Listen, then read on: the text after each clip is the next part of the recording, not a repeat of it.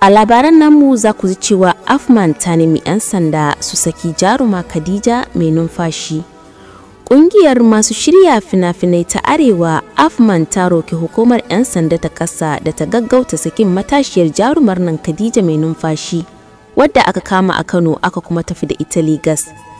A cewar wata budaddiyar wasika da shugaban ƙungiyar Salisu Muhammad Officer ya aika wa sufetin 'yan sanda na ƙasa a ranar Asabar 25 ga Oktoba 2025, Afman ta bayyana damuwa kan yadda aka sa da jarumar ba bisa ƙa'ida ba.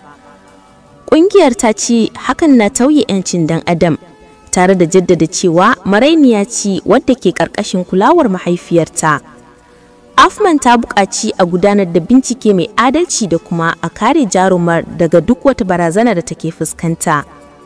Wannan na zuwa ne bayan da 'yan sanda suka kama jarumar a Kano sakamakon cece-kuce da ta yi a TikTok tsakaninta da wata ƙawarta Marwat Dallatu daga Katsina, lamarin da ya jawo Kabiru Musa daga Legas a cikin rikicin. Daga ƙarshe za ku ji Furodosa Abdul Ahmad mai kwashewa ya tallafa wa jaruma Halisa Muhammad domin neman magani a ƙasar Saudiya. Babban Furodosa a masana'antar Kannywood Alhaji Abdul Ahmad Muhammad ya dauki nauyin tafiyar jaruma Halisa Muhammad zuwa ƙasar Saudiya domin neman magani. Rahotanni sun bayyana cewa jaruma ta daɗe tana fama da rashin lafiya, inda ta bayyana burinta na zuwa Saudiya domin samun kulawar likitoci. Wannan taimako daga Abdul Ahmad ya zo ne a lokacin da take cikin buƙatar goyon baya, lamarin da ya taba zukatan mutane da dama a masana'antar.